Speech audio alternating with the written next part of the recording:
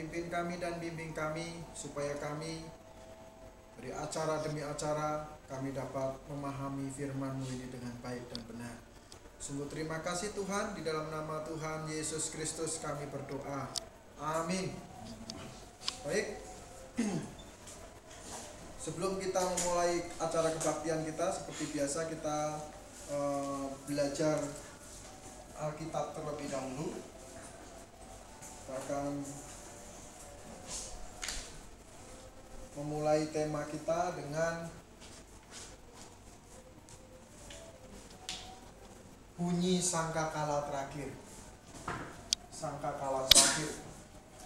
Kemarin di YouTube di mana tuh berita-berita itu kedengeran bunyi trompet di atas bunyi sangkakala, katanya di atas Australia, di atas Eropa dan lain sebagainya. Heboh-heboh mereka tentang bunyi sangkakala.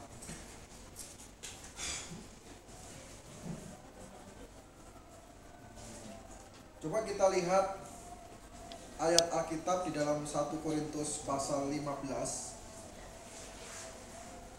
1 Korintus pasal 15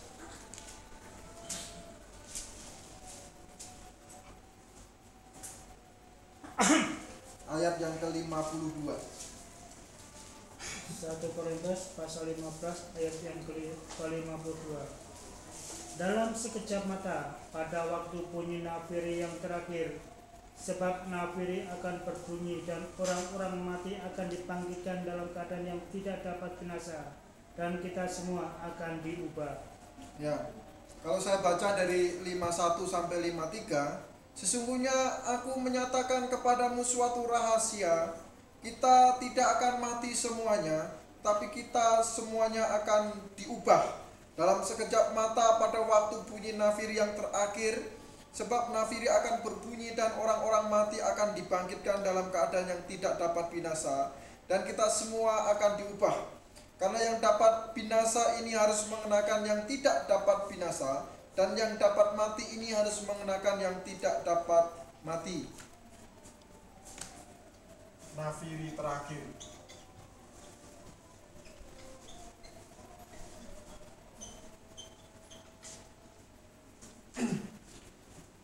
Begini, tidak bisa dipungkiri kalau kedatangan Tuhan itu sudah dekat. Tanda-tanda kedatangan Tuhan sudah dekat itu apa? Tanda-tanda kedatangan Tuhan sudah dekat itu satu yang tidak bisa dibantah, yaitu memberitakan Injil itu semakin sulit. Apa maksudnya memberitakan Injil semakin sulit? Memberitakan Injil dengan benar itu semakin sulit. Ngajak orang pergi ke gereja gampang, mudah. Menemukan orang-orang Kristen mudah.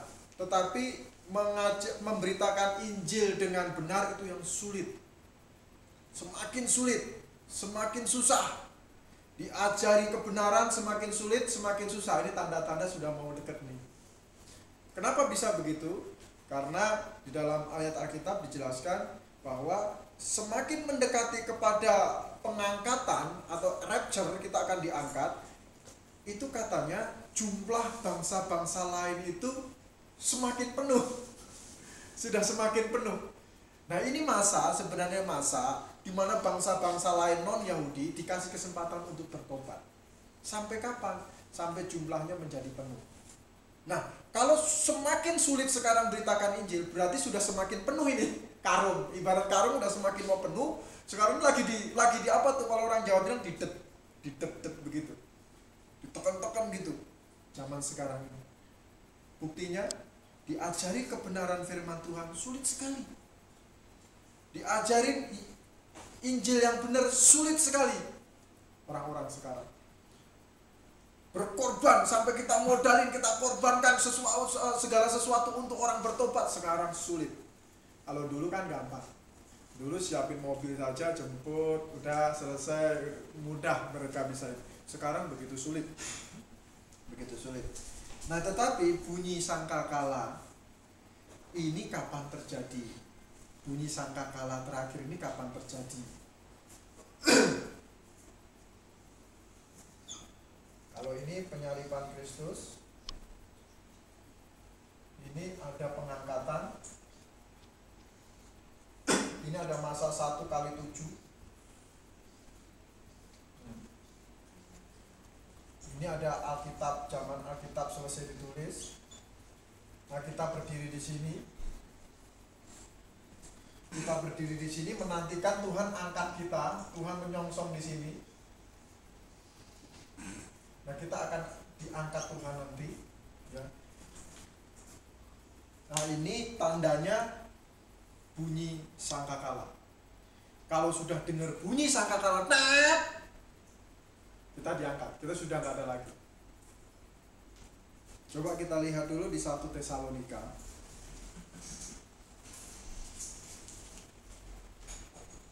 1 Tesalonika pasal 4.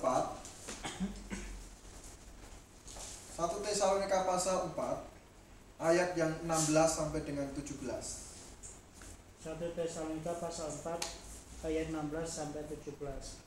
Sebab pada waktu tanda diberi, yaitu pada waktu penghulu malaikat berseru dan sangkakala Allah berbunyi, maka Tuhan sendiri akan turun dari surga, dan mereka yang mati dalam Kristus akan lebih dahulu bangkit. Sesudah itu, kita yang hidup, yang masih tinggal, akan diangkat bersama-sama dengan mereka dalam awan menyongsong Tuhan di angkasa. Demikianlah kita akan selama-lamanya bersama-sama dengan Tuhan. Ya, coba perhatikan. Sebab pada waktu tanda diberi, yaitu pada waktu penghulu malaikat berseru dan sangkakala Allah berbunyi, maka Tuhan sendiri akan turun dari surga, dan mereka yang mati dalam Kristus akan lebih dahulu bangkit. Ini yang mati dalam Kristus, maksudnya orang yang percaya Tuhan akan bangkit, gitu. Kemudian sesudah itu kita yang hidup, yang masih tinggal akan diangkat bersama-sama dengan mereka dalam awan menyongsong Tuhan di angkasa. Jadi kita yang hidup di sini, kalau sangkakalanya berbunyinya besok pagi, berarti saya dengan orang-orang yang mati dalam Kristus, orang-orang yang mati dalam Kristus itu akan lebih dahulu bangkit. Seperti Rasul Paulus, Rasul Petrus akan sama-sama kita, tapi kita tidak mati.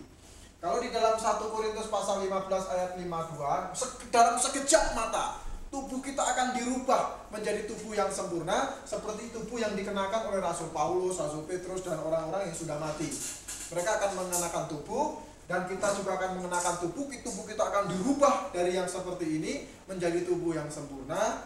Kemudian Tuhan turun dari surga dan berada di angkasa. Dan kita akan ketemu menyongsong Tuhan, ketemunya di angkasa. Ini namanya pengangkatan.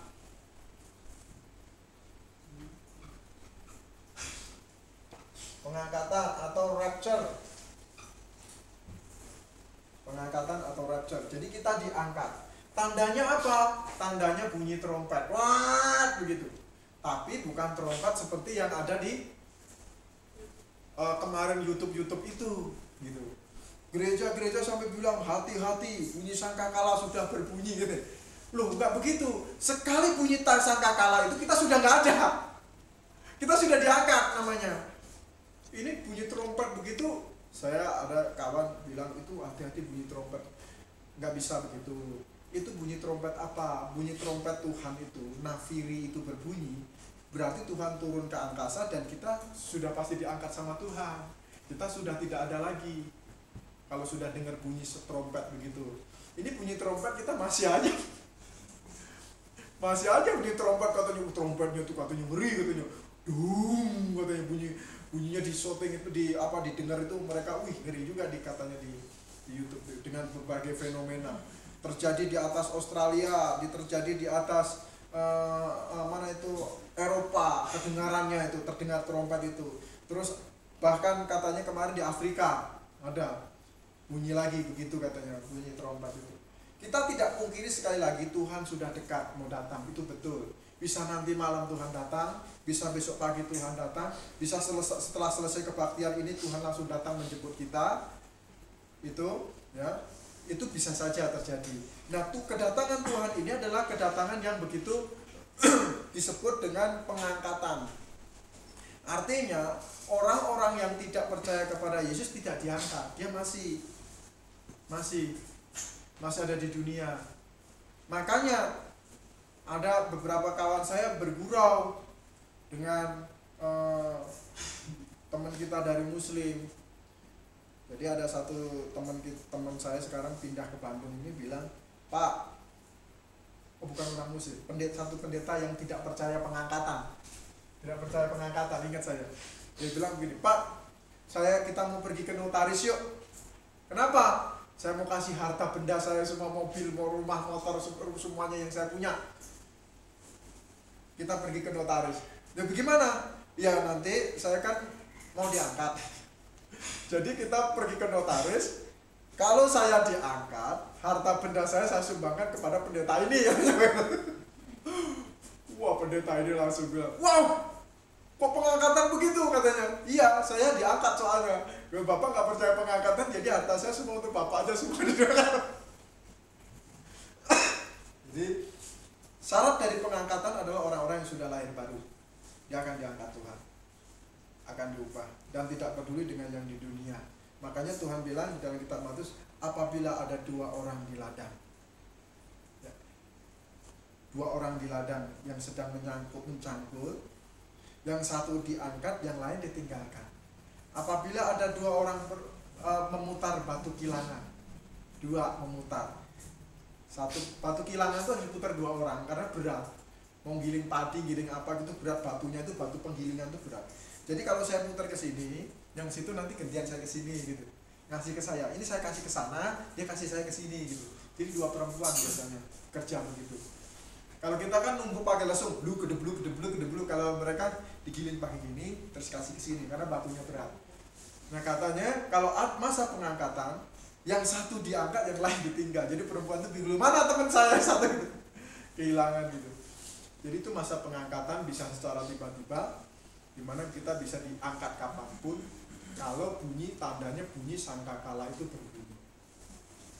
Nah, tetapi bunyi sangkakala itu bukan fenomena yang terjadi pada saat-saat ini.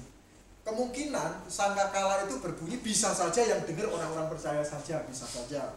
Bisa juga terdengar seluruh dunia terdengar bunyi itu, bisa saja.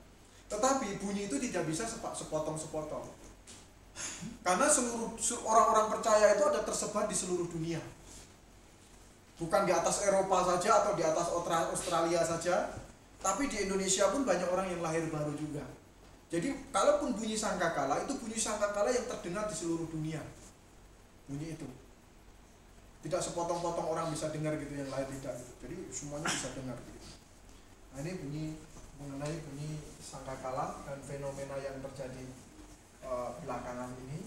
Jelas memang betul Tuhan dekat, sudah mau datang itu dekat, tetapi bukan berarti fenomena-fenomena sangkakala itu Tuhan datangkan. Saya bilang sama sama kawan-kawan saya, jangan dibesar-besarkan itu, bisa saja itu bukan dari Tuhan bunyi itu. Karena bunyi itu tidak ada efek apa-apa untuk orang percaya.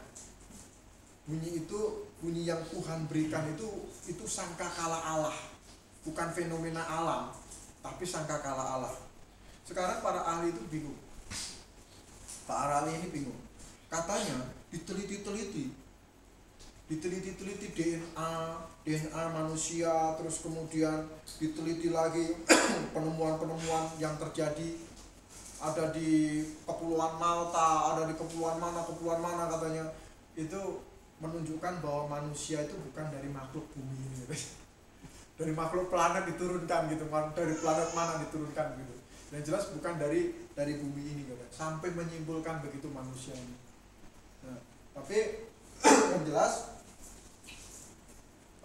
bunyi sangkakala Allah itu sudah jelas, itu fenomena yang luar biasa. Itu didengar paling semua orang percaya pasti dengar. Bukan hanya beberapa dan hanya nonton di YouTube gitu. Baik, ini tentang nafiri terakhir atau sangkakala terakhir. Ada yang mau bertanya, Pak? Kalau Kristen yang mati, Pak, nggak ada dosa, ada juga diangkat. Angkat dulu. Ya, maksudnya? Yang mati itu Kristen tapi dia berdosa, belum tobat itu. Apa dia diangkat juga? Ya. Jadi orang Kristen itu semuanya berdosa. Tidak ada orang Kristen itu suci. banyak orang Kristen juga yang matinya dalam posisi berdosa. Memang ada 4 dosa ketika ajal menjemput. Ketika ajal menjemput, itu ada 4 dosa yang tidak terampuni. Pertama, dosa malaikat. Itu dosa malaikat jelas tidak terampuni. Dosa menghujat Roh Kudus. Dosa menghujat Roh Kudus itu juga tidak terampuni. Itu dilakukan oleh ahli-ahli Taurat dan orang-orang Farisi yang ada di Perjanjian Baru pada zaman Tuhan Yesus. Karena Tuhan sendiri datang, Allah sendiri datang menjadi manusia, dia hujat. Lagi mengadakan mujizat, dia bilang itu dari iblis, dari Beelzebul katanya. Terus kemudian dosa yang kedua itu dosa menyalibkan Kristus kedua kali, yaitu murtad. Setelah lahir baru percaya Tuhan, dia meninggalkan imannya yang semula. Yang keempat, yang terakhir itu dosanya adalah pada saat dia belum percaya Tuhan, pada saat dia dipanggil Tuhan, yaitu dosa yang orang-orang yang tidak percaya kepada Kristus. Nah, selain itu, selain 4 dosa ini, itu diampuni Tuhan. Contoh begini, kebanyakan sekarang manusia berpikir main settingnya itu sempit. Kayak seperti kemarin saya kedatangan saksi Yehova segala, itu bilang bahwa Allah itu ya Bapa itu. Allah itu Bapa. Bapa atau Allah mengutus Yesus. Kebanyakan orang Kristen juga berpikir begitu. Allah itu cuma Bapa. Yesus juga begitu katanya. Jadi padahal Bapa itu adalah Allah, Kristus Allah, Roh Kudus juga Allah. Begitu. Bukan Bapa itu memonopoli Allah begitu. Bukan begitu. Sama kekristenan juga begitu, berpikir orang yang sudah jatuh dalam dosa mati, bagaimana? Makanya mereka harus katanya ngaku dosa, bertobat lagi, kan begitu. Bertobat lagi dan bertobat lagi katanya. Biasanya orang-orang karismatik ngajarin begini, sudah jatuh dalam dosa suruh bertobat lagi, jatuh lagi suruh bertobat lagi, begitu mereka biasanya. Karena mereka belum clear masalah ini. Semua orang Kristen pasti rata-rata berdosa, tetapi Tuhan ampuni dosa itu. Tetapi dengan jaminan Kristus harus hadir di dalam hati kita, dalam batin kita. Tuhan memateraikan kita. Nah, permasalahannya definisi dosa. Kadang-kadang orang berpikir kalau saya tendang dua mati saya, itu berdosa namanya. Terus orang yang diam-diam begini mati dibilang nggak berdosa. Banyak orang yang mati itu dalam posisi berdosa. Apalagi orang sakit. Orang sakit itu Pak, namanya orang sakit saya sudah pengalaman. Yang namanya orang sakit itu mau didoain siapapun dia terima. Pendeta datang, puji Tuhan Bapak, mau saya doakan, mau. Orang sakit itu karena dia doang merasa kepepet. Ustadz datang, boleh saya doakan dengan ini saya katanya agama saya, ya boleh katanya. Udah datang, boleh. Dukun datang, boleh. Obat apa? Obat ini dikasih, diminum. Obat dokter diminum. Obat ramuan ini loh, ramuan dari Chinese diminum. Wah, pokoknya semua dilakukan. Kalau orang itu sudah sakit dan kepepet. Jadi, apakah manusia bisa terlepas dari dosa? Manusia bisa terlepas dari beban dosa. Tetapi bukan berarti manusia tidak bisa jatuh dalam dosa. Orang-orang percaya bukan tidak bisa jatuh dalam dosa, bisa. Pada saat dia mati misalnya senyum begini, apakah itu sudah berarti wow itu masuk surga nih, matinya aja senyum? Belum tentu. Kalau udah senyumnya itu mikirin apa gitu, bukan mikirin Tuhan, mikirin apa gitu. Puji Tuhan, saya udah lepas dari suami saya kayak gitu Tuhan, mati dia senyum deh. Hidup sama suaminya begitu brengsek katanya, saya udah Tuhan mau panggil senyum dia, bebas saya. Apa itu juga tidak berdosa namanya Pak? Sekarang yang ada di sini semuanya, apa dijamin semua pikirannya tertuju kepada Tuhan? Belum tentu. Ini kan masih pemanasan, belum kebaktian, jadi masih mikir dulu. Aduh, rumah dikunci nggak ya? Aduh, itu apa dikunci? Masih. Apa itu juga tidak berdosa? Nah, terus kalau mati langsung kemana? Jadi posisi dosa itu, perbuatan dosa itu begitu banyak definisinya, tidak bisa lepas. Karena apa itu dosa itu begitu banyak, dan Tuhan Yesus bahkan bilang apa? Tuhan Yesus bahkan bilang apa?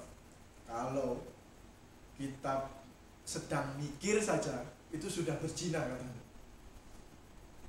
Itu Tuhan bicara untuk kerajaan 1000 tahun. Begitu mutu rohaninya luar biasa. Mikir kotor pun gak ada, mikir jelek pun gak ada. Maksudnya begitu. Katanya Tuhan sampai bahkan kalau kita menghendaki dalam pikiran saja itu sudah berzina namanya katanya. Sekarang mana bisa suruh tidak berzina kalau begitu? Nonton TV isinya kayak gitu semua. Iklannya semakin bajunya semakin apa itu, ngirit bahan, semakin ngirit banget semakin senang kita. Wah katanya, semakin berlomba-lomba. Jadi itu apa? Tidak bikin berdosa. Jadi dosa buat sekali ini. Jadi apakah kalau sudah mati masuk surga? Oh jelas. Kalau dia percaya kepada Tuhan, yang penting dia orang yang mati di dalam Tuhan ini, yang penting dia sungguh-sungguh lahir baru dan dimeteraikan oleh darah Kristus, dimeteraikan hatinya. Nah kalau dimeteraikan itu Tuhan sendiri yang tahu dan dirinya, orang lain tidak tahu. Dengan cara apa? Kalau orang lain cuma lihat karakternya, oh ya bisa berubah ya, mungkin ini sudah lahir baru begitu. Tetapi dirinya dan Tuhanlah yang tahu perubahan hidup dia dengan Tuhan, karena Tuhanlah yang memeteraikan dia, kesungguhan dia. Nah, jadi ini tetap sekalipun berdosa, ya tetap dia ini bisa diangkat sama-sama. Ada lagi pertanyaan? Kalau ajarannya Islam percaya bunyi sangka kalah apa? Kalau Islam tidak ada. Tidak ada. Islam itu hanya kiamat. Kiamat. Islam itu sama ajarannya dengan gereja-gereja yang beraliran Calvinis. Beraliran Calvinis. Orang-orang Calvinis itu percaya bahwa dunia ini akan berakhir pada saat di sini. Tidak ada pengangkatan dulu 1x7 masa, tidak ada. Yang ada adalah ini langsung. Jeder kiamat. Begitu. Orang Islam sama. Jadi kiamat, begitu sudah kiamat ya selesai dunia ini, gak ada kerajaan 1000 tahun, gak ada apa, gak ada ini, gak ada itu. Jadi nggak ada kiamat segala macam begitu.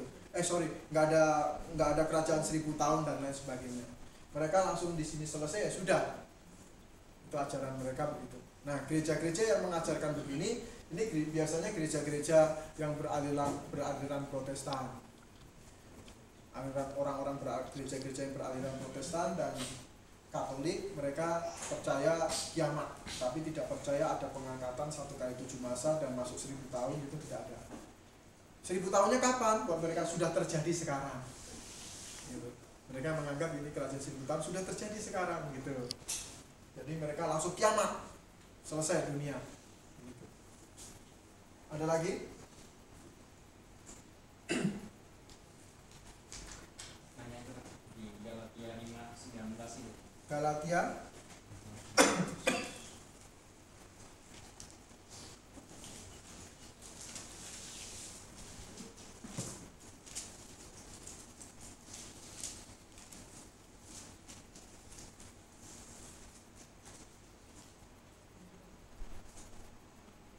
Galatia 5:19 ini kan hampir sama dengan di Efesus.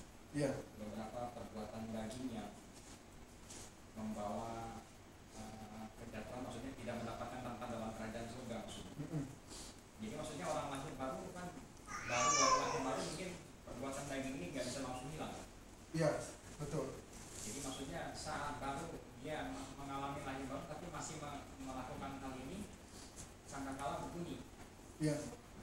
Begini, itu yang ditulis ini adalah karakter.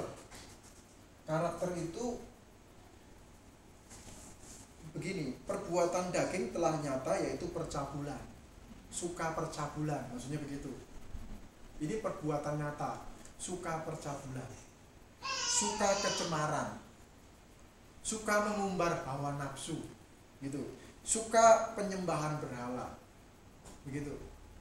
Jadi ini rutinitas, suka sihir. Ya, suka perseteruan, suka perselisihan, suka iri hati, suka namanya amarah. Itu udah sifat itu. Bukan marah gitu. Tapi amarah itu berarti suka marah-marah gitu ya. Suka kepentingan diri sendiri. Kenapa orang yang suka kepentingan diri sendiri itu ciri orang yang tidak lahir baru? Karena dia egonya. Orang seperti ini diajak untuk melayani Tuhan nggak bisa. Untuk kerjasama melayani sama-sama dengan nggak bisa. Nah kalian aja, saya cukup datang ke gereja duduk diam. Susah kalau yang udah gini, ciri orang yang belum lahir baru. Terus suka percideraan, suka roh pemecah, suka kedengkian, suka kemabukan, bukan sekali-sekali mabuk. Gitu maksudnya begitu. Suka berpesta pora dan lain sebagainya. Dan sebagainya katanya. Terhadap semuanya itu kuperingatkan kamu seperti yang telah kubuat dahulu, bahwa barang siapa melakukan hal ini, yang demikian ia tidak akan mendapat bagian dalam kerajaan Allah. Tetapi lain cerita kalau dia di ayat yang ke-22 suka mengasihi, tapi kadang-kadang marah. Beda. Suka damai sejahtera, tapi kadang-kadang ada iri hati. Itu beda. Suka kesabaran, suka kemurahan, tapi kadang-kadang mementingkan diri sendiri juga. Ini berbeda. Itu apakah itu watak ataukah itu cuma jatuh sekali-sekali, itu berbeda. Karena itu semuanya saling bertempur. Kuat mana? Kalau hatinya sudah dilimuti dengan kasih, dia bisa jatuh sekali-sekali kepada iri hati misalnya. Tapi kalau hatinya diselimuti oleh iri hati, bisa nggak disekali-sekali mengasihi? Bisa. Tetapi hatinya diselimuti dengan iri hati. Itu orang yang belum lahir baru. Tapi orang lahir baru itu hatinya dilimuti dengan buah roh itu tadi, tetapi sekali-sekali bisa jatuh, bisa jatuh. Tapi tidak menjadi satu sifat dia. Yang berulang-ulang. Betul. Kalau berulang-ulang ya berarti curiga juga kita. Curiga. Sudah. Ya, kata Pak Firman sih diampuni sih dosa yang akan datang juga katanya. Jadi sekali ini diampuni. Besok begitu lagi. Ah, itu sih nggak takut sama Tuhan. Itu nggak takut. Nggak ngeri sama Tuhan. Sama seperti kita nggak pakai helm gitu pergi naik motor gitu. Sudah ditilang, tahu ditilang, besok nggak pakai helm lagi. Kenapa? Karena nggak takut sama polisi. Alah gampang lah polisi mah gitu. Tapi coba kalau takut, pakai helm, jaketnya. Saya kan ketemu banyak konsumen yang repot amat, jaketnya meliti. Itu namanya siapa itu kawan kita saat itu, standar 2 dulu, jelek, langsung gelap-gelap, ini semua dipasang. Ada yang ketemu dua, ini orang maksudnya dia rapi, dia tahu ini resiko di jalan kan gitu. Sama orang yang percaya Tuhan itu kalau dia takut sama Tuhan dia nggak akan ulangi lagi. Sekali dia jatuh dia nggak akan ulangi, berusaha untuk tidak mengulang-ulang lagi. Oke, ada lagi? Kalau tidak ada kita tutup, kita mau lanjutkan dalam vaksin.